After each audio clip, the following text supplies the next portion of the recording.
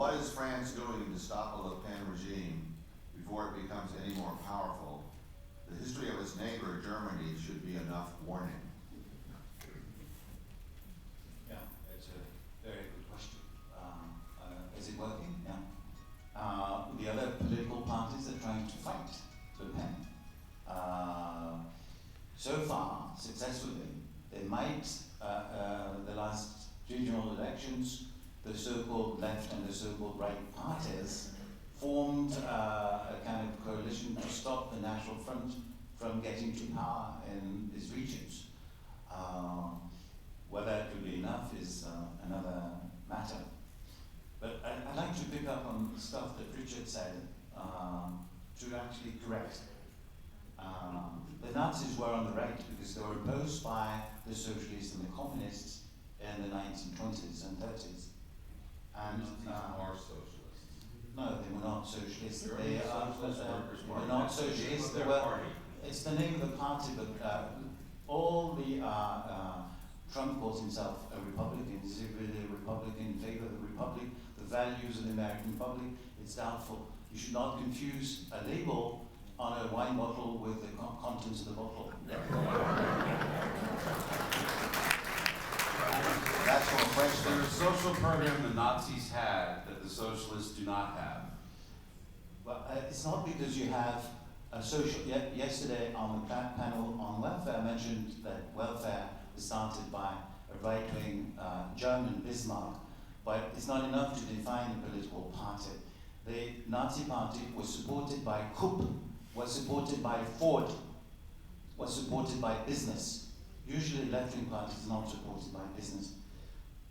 About assimilation, there's a very big difference between countries in Europe. What Richard said applied to Germany, because for years in Germany they didn't have jus soli, which is the law of the land. They had jus sanguine, that is, you were a German by blood. This was never the case in France, for example, where the situation is very similar to the United States. And France is also an immigration country with a lot of people, for example, 5 million people in France of Italian origin. So large immigration in France and assimilation, which worked up until the present. So, and Germany quite different. Rivers of Blood is a speech by Enoch Powell. So the reference to Virgil is one thing, but it's a famous racist speech by a British politician in the 70s. The exact date, I'm not sure. And about the welfare state, which is crumbling. In the US, I think many schools and roads are also crumbling. In Europe, roads and schools are slightly better, except for elite universities. And one problem why the welfare state is not financed is neoliberal policies and tax evasion. For example, I'm sure you know, companies like Google and Apple do not pay their taxes in the US or in Germany or France, or Amazon. They pay the taxes in Ireland where the tax rate is lower. So these large companies are not taxed on their profits, which makes the financing of the welfare state difficult. And this is a very serious problem. You could argue that these companies that do not pay their taxes in the US, Germany, or France are also responsible for the rise of right-wing demagogues.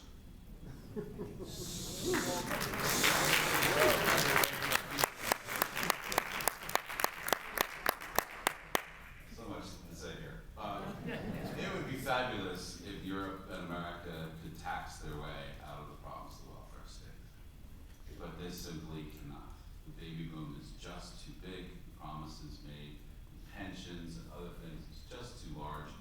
Even if you confiscated all of the wealth of the top 25% of the respective countries, it would not pay for the welfare state for any conceivable length of time. You simply overpromise. We've also created institutions back in the 1940s and 1950s that did not take account of changes in lifespan, changes in healthcare costs and technology, but nothing lasts forever. After 70 years, you have to make reforms and updates.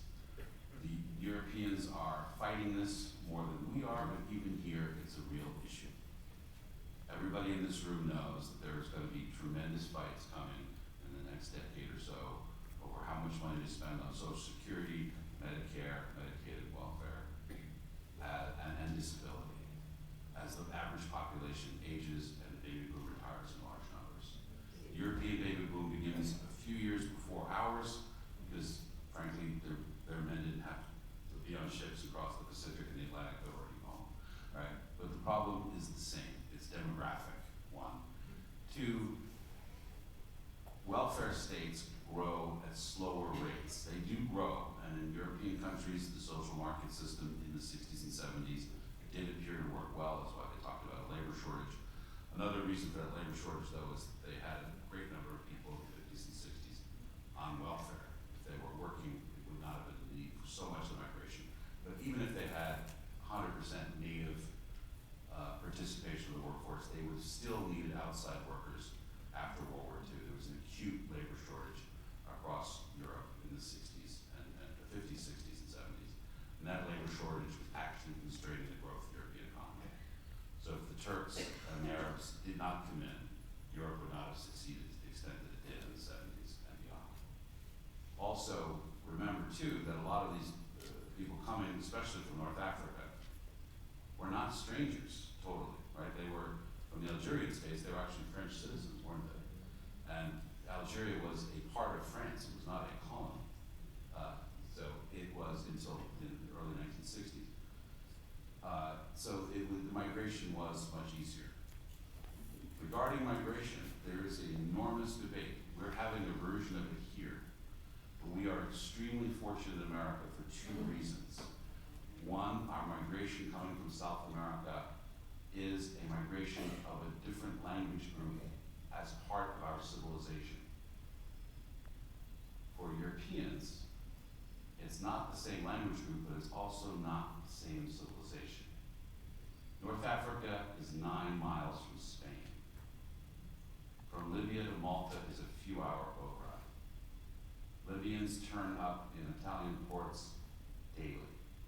Their sinking crafts are saved by Italian and Greek coast guards and navies on a regular basis.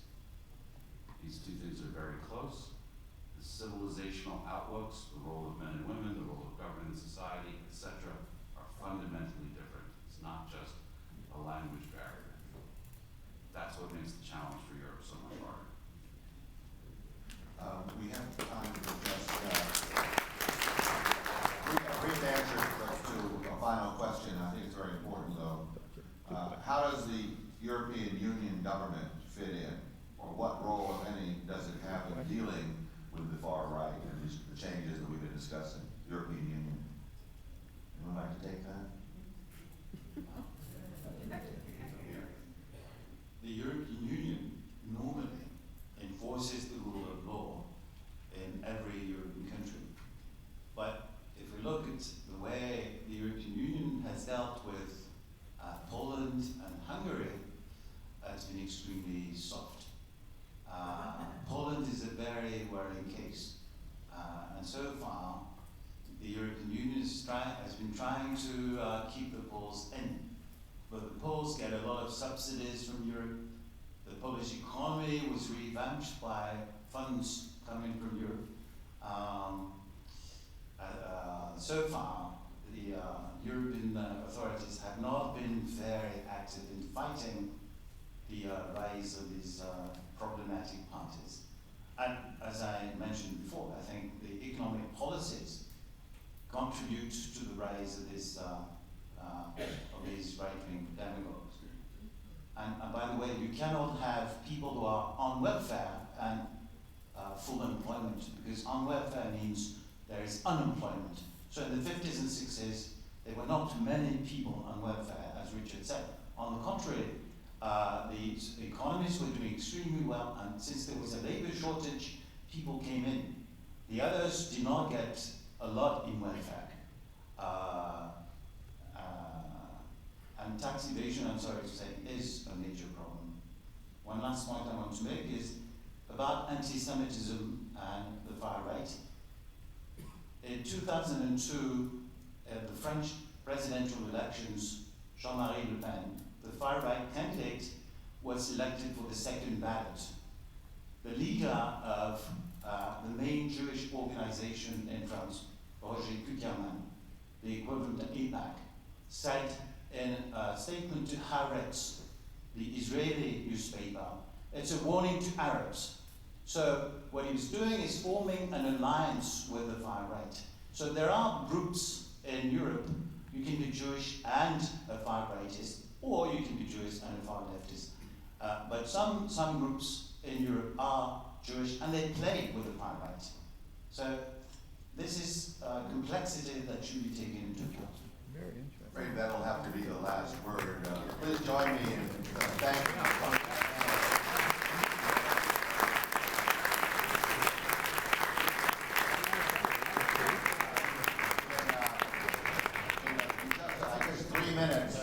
the next two panels, one on Syria. What about those refugees now that we know? I believe that's in this room. And the other one is that foreign policy vision thing, presidential tradition or big yawn. So pick your poison. Where are we going?